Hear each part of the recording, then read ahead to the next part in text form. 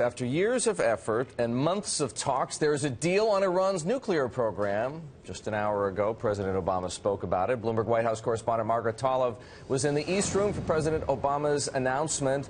Margaret, this has been a long time coming. How confident does the president feel about getting this deal through Congress? He understands, and he was pretty explicit about it, that he's got a fight in Congress right now. Already we're seeing Republicans coming out of the woodwork to varying degrees to either be skeptical or pan the deal outright. But I think the president also seemed to signal that he is confident that he can make the case that to try to block this deal would actually be worse in the long run for U.S. national security. To some extent, he's playing a game of political dare with Republicans and beginning to right now lay out a very strong case for how this will protect the U.S. in the long run. But it is a fight, and the fight begins now. Margaret, we've already heard from Benjamin Netanyahu, who, no surprise, thinks this is a historic mistake.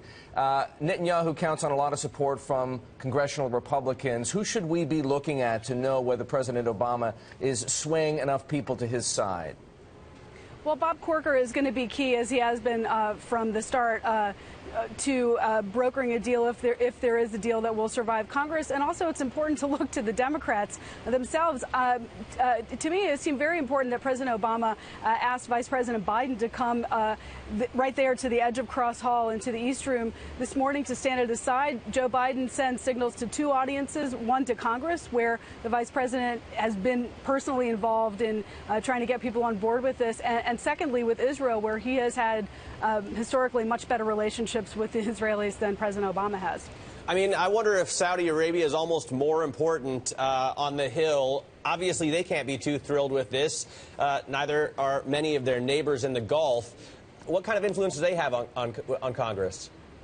Yeah, I mean, we're going to see this begin to play out now. We heard Lindsey Graham already this morning in television interviews talking about how he believes this is going to set out sort of an Arab now arms race and, you know, the sort of geopolitics that this will set off. So we will be looking to see how regional partners of the U.S. and other regional players in the Arab world are reacting to this, as well as Israel.